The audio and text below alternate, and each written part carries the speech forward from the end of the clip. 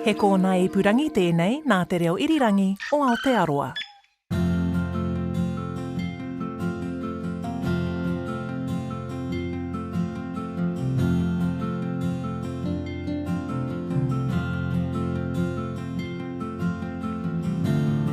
Kia ora koutou.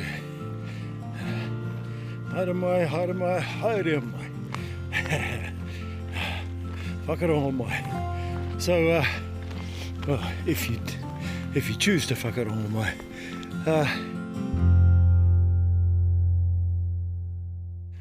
just a bit of roadkill. I've been taking photos of roadkill, but I'm doing this introduction to this week's The Long Way Home podcast, so I shall not interrupt myself. It's one of the things I tend to do in life, interrupt myself all the time. This week's episode of The Long Way Home takes me from Te Kuiti, where I hop, skip and jumped through to Whanganui via a bus to avoid totally disobeying the doctor's orders. So welcome and thank you for joining me on The Long Way Home. Is that the rumbling of a bus, of an intercity bus, I hear you say? And my reply is, yes it is. Just had a stop at Taumaranui. I got the bus from Te Kuiti this morning, or this afternoon, 12:45, heading through to Whanganui. I'm going to walk 5 days, I think, an anticipated 5 days, maybe 6 days if I need to take it a bit easier, to Palmerston North from Whanganui. I've been advised by the doctor who saw me at Te Kuiti to not do the Te Kuiti to Whanganui section just yet until we find out why I'm passing blood. So the tests came back. There's nothing they can find in the tests. Everything looks good, but for some reason there's bleeding between my kidneys and my bladder, which is causing blood to be, of course, in my waste waters. So I'm booked into the doctor for 19th of December when I get back up to Auckland for my son's wedding. Son Joe and Millie getting married on the 21st, 22nd. I was coming back for that anyway, and I'll stay on for Christmas and get back down to Te Kuiti on the 27th, hopefully knowing what's going on. The doctor, who's an experienced tramper, has said don't go into the sections where you're going to be days away from medical help should you need it. So that's why I'll do Whanganui to Palmerston North, because I pass through a number of towns, Bulls, Fielding, etc.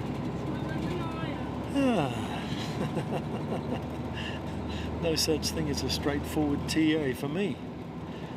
But a wonderful time and opportunity was provided to me through that rest, that enforced rest, medical rest in Te Kuiti, to experience and witness grandparents raising grandchildren, and it's made me quite determined that I want to continue to raise the profile of that organisation and of the situation that New Zealand is facing with this generation of parents who, in their thousands, are falling. Good afternoon, folks. Welcome off to the the City Service from Tamanui through to Palmerston North today. My name is Ken. I'm your hostess with the Mostess today. So any complaints, queries or problems, feel free to come forward and see me, and I'll try and deal with them as best I can for you.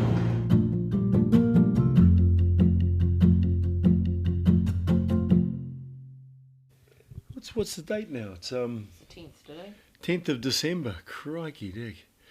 Okay, so I've been in Te Kuiti here now. This is my 4th night, I think, and I'm very generously and graciously being hosted by Sharon and James, who are living the experience, the life of grandparents raising grandchildren. In simple terms, it is life-changing.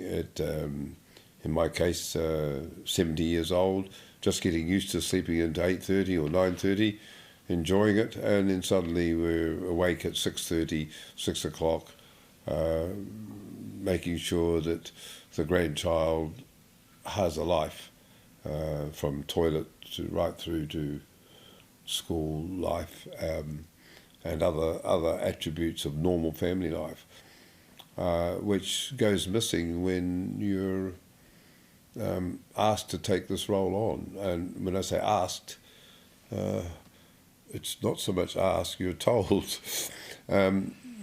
We have decided that your grandchild is at risk, therefore will you take this child? And that was quite devastating. Do you turn around and say no? And what is it that, if you say no, they'll end up in foster care. And I think we had 12 hours notice. Wow. And then the police were involved to pick the child up, and then they couldn't find him. All of this was new and devastating. Was our grandchild a criminal? Were the parents criminals? Or what was happening? It was devastating. So it really was, wasn't it, Sharon? Many people throughout New Zealand, and we hear of one lady who's age 70 and on her own, and she's got 7 grandchildren she's bringing up. One of them's autistic, one of them's got ADHD, and the 5 others have got other problems. I forget what they are. I can't remember. But so we think we're very lucky having a now 6.5-year-old who was brought up. When he came to us, he had the level of 3.5, and he only knew sight words I. What was it? Yeah, I. He couldn't count past 7, couldn't do the alphabet, couldn't even go to the toilet. And he's now come from a reading level of about age 3.5 or 4 to 6.5. Would that be right? Just about. He's just about at his age level. Not quite, but he's there. Maths is where it should be, and his comprehension and reading's not quite there, but it's close to it. Yeah. This boy was left with a computer to go to bed with. When he was allegedly going to school, he would be sent to bed in his uniform. And he would spend many hours on the computer in bed, and that's all he knew. So now, today, he has no computer, he doesn't miss it, and he has about 1 or 2 hours television a week, and he now does arts and crafts.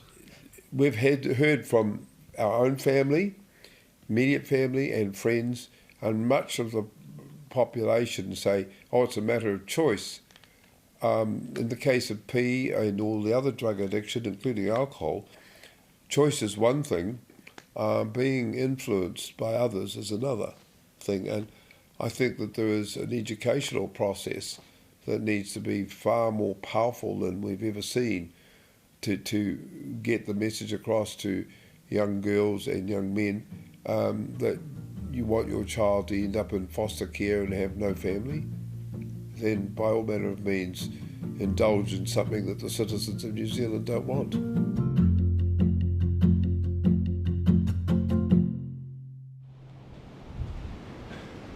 This landscape, if you call it that, here at Koitiata Beach, so reminds me of Hokitika. If those of you have been to Hokitika and seen the beach there strewn with massive logs, full-sized trees. I'm hoping only about an hour and a half, an hour and 3/4 on this beach. I think I'm doing probably at least 4 kilometres an hour at the moment. In jandals too. I could put my bloody spinnaker up if I had one. We'd rip down this beach. Okay, here we go. I'm putting a plea out to all you farmers and private landowners who have been approached possibly by Te Aroa Trust for access to your land as part of the Te Aroa walking trail. Come on, man. I'm walking yet another one of the road sections heading out of Wanganui, and you're right on the edge of this road. You got massive trucks barreling by, and it's crap walking this trail. I am meeting the most amazing, wonderful human beings in terms of not only the trail angels, the locals, but the people who come from all around the world to walk this trail. And one of their issues with Te Aroa is the amount of road walking. And the reason, one of the big reasons is a lot of road walking, is because private landowners, farmers, not just farmers, but landowners, they don't see it. Some of these road sections, people start hitchhiking because they just can't. You feel endangered. It's only going to be a matter of time, I think, before someone is killed on a road section. That's how dangerous some of them are. And so, you private landowners, you farmers, I'm putting this out to you. Please, if you've been approached by Te Aroa Trust for access to your land, please reconsider if you've turned them down previously, because this road walking stuff is crap. And it's downright dangerous.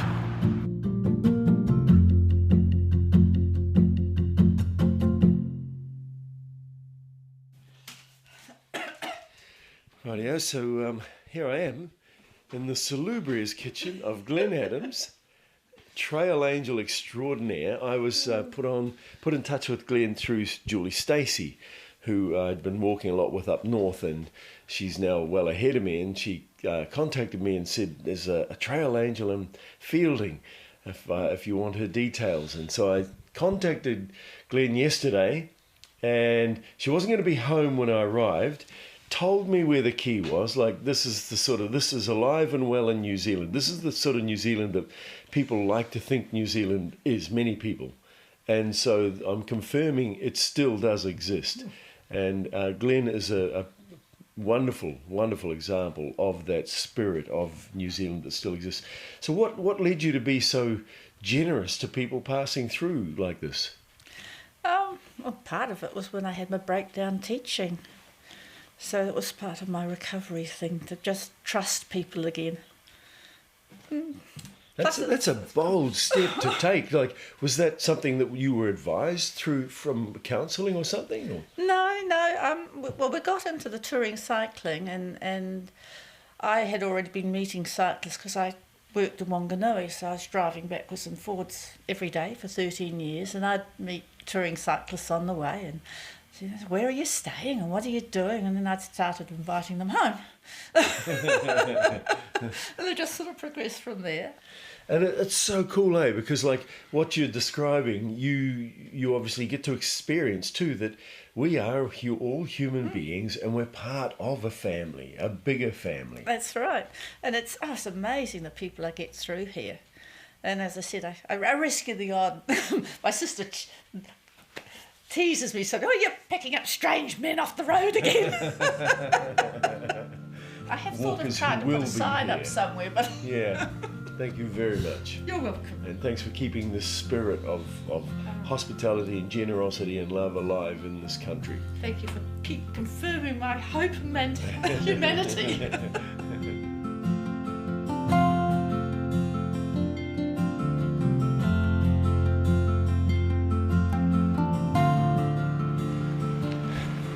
So there you go.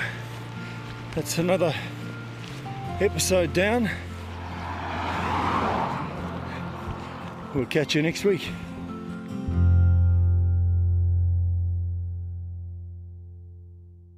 The Long Way Home is produced by Bruce Hopkins and Justin Gregory. That's me. The executive producer is Tim Watkins. The engineer is Jeremy Veal. Subscribe to every episode of the Long Way Home podcast at iTunes or at radionz.co.nz/series. And while you're there, please rate us. That way more people get to hear these stories. If you go to the Long Way Home webpage at rnz.co.nz, you'll find an interactive map that follows Bruce as he walks to Aotearoa. Bruce is also on Twitter at BruceHop, so get in touch if you've got tips, questions, or can offer him a bed, a meal, or a hot shower along the way. You can also email him at thelongwayhome@radionz.co.nz. Next time in The Long Way Home, Bruce sits down with me to look back at the journey so far. We look at the highs, the lows, the things he's found, and the things he's lost. The Long Way Home. Whenua, whakapapa, whānau. Follow us.